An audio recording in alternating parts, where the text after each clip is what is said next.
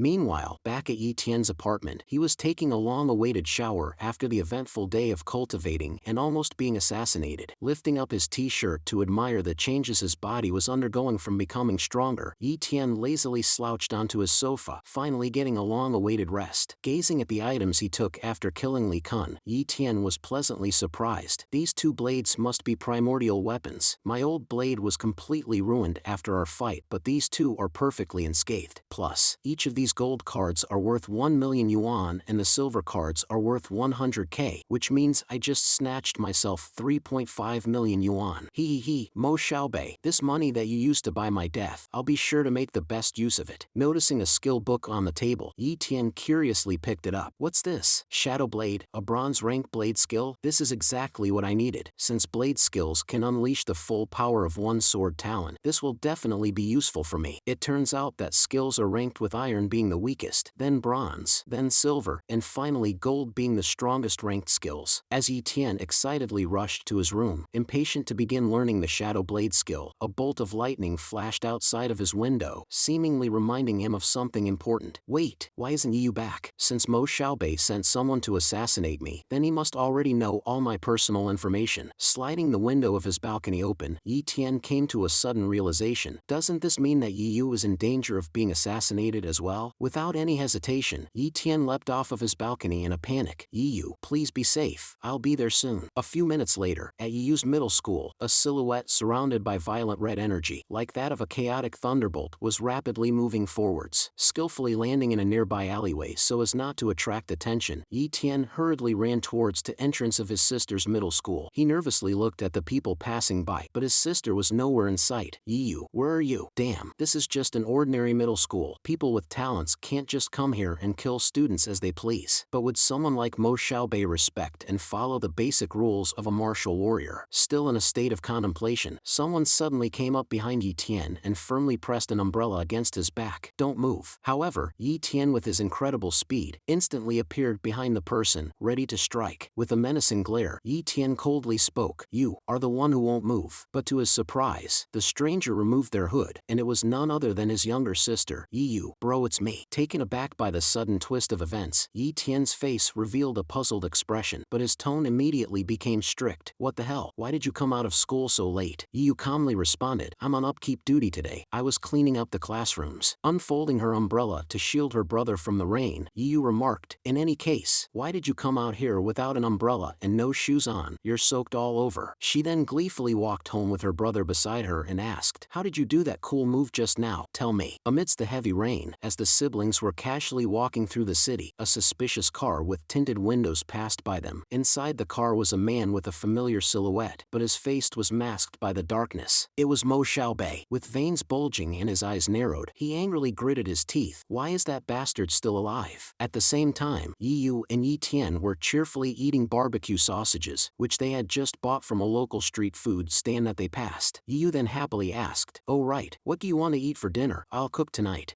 Let's do your signature meat slices. Noticing that the same black car had been following them for a while, Yi Tian cautiously turned his head. Looks like we're being followed. Back at Yi Tian's apartment, while Yi Yu was happily calling him for dinner time, Yi Tian was nervously peering over his balcony, observing Mo Xiaobei's car which was suspiciously parked directly outside. Yi Tian, come help me set the table. I know, I'm coming. A few days later, at Yi Yu's middle school, while she was peacefully engaging in class, unaware of the great powers that her brother had offended, a figure masked by a black hoodie was standing atop one of the school buildings, surveying the area. However, it wasn't an assassin, but it was Yi Tian. Peering down at the school parking lot, Yi Tian frowned seeing Mo Xiaobei's black car parked there. It's been 3 days in a row now. Daring to even think about harming Yi Yu, you guys have really crossed the line this time. However, Yi Tian's eyes immediately widened, as he saw the car finally backing out after being parked there for 3 days. Sensing an opportunity to gain some intel, Yi Tian swiftly leapt off the building, determined to follow them. Dashing through the city at an incomprehensible speed, Yi Tian watched as the car finally slowed down and stopped in an alley hidden deep in the city. So this is the place, Mo Xiaobei. Meanwhile, inside the room where Mo Xiaobei's henchmen were stationed, bloodstains covered the floor, as one of Mo Xiaobei's men were violently beating up another man. The man was laying helplessly on the floor while pleading, young master Mo Xiaobei, I really don't have any money to give you. I swear I'll pay you back the second I get enough money. Please, just let me go. Mo Xiaobei Xiaobei was sitting atop some abandoned construction equipment, disdainfully looking at the man with a heartless gaze. If you don't pay up today, it'll be doubled tomorrow. After all, my money isn't that easy to borrow. Don't you think so? The man continued earnestly pleading, but your interest rates are really too high. I truly can't pay today. I've got elderly parents and young children I need to take care of. Please let me go. Before Mo Xiaobei could scold the man, his personal bodyguard entered. I'm back, young master. Yi Tian was watching from above, cloaked in darkness with his shadow talent. Mo Xiaobei sternly asked, any news from the shadow assassin? His bodyguards nervously replied, I haven't been able to reach that shadow assassin at all. I'll try to contact him again through someone else. Yi Tian gazed at them with a scornful look. So the assassin really was sent by Mo Xiaobei. Hearing his bodyguard's reply, Mo Xiaobei calmly walked towards the beaten man. Could it be that some people seem to think that the money of rich families' descendants like me is easy to scam? In a fit of rage, he began ruthlessly beating the man up again, stomping on him with his foot. Sensing that Mo Xiaobei's previous question was directed towards him, a cold sweat ran down his bodyguard's face. Young master, I wouldn't dare to. Serving you faithfully is everything I want. But before he could finish speaking, one of Mo Xiaobei's henchmen interrupted him, saying that the beaten man was dead. Mo Xiaobei indifferently waved his finger. Get rid of it. Oh right, what about Yi Tian's little sister? Have you figured out how to take care of her yet? His bodyguard respectfully bowed his head. I was planning on entrusting it to a friend who's just gotten out of jail, but now it seems like leaving things to others may be a mistake, so I will personally take care of this matter. His bodyguard began nervously fumbling his words as he watched Mo Xiaobei calmly walk up to him, like he had done so to the man he just killed. I promise, you need not worry about this, young master. Upon hearing this, a smile mixed with a hint of frustration and anger crept up on the corner of Mo Xiaobei's lips. Moments later, he furiously struck his bodyguard with the raw strength of a martial warrior. His bodyguard helplessly knelt on the ground. Young master,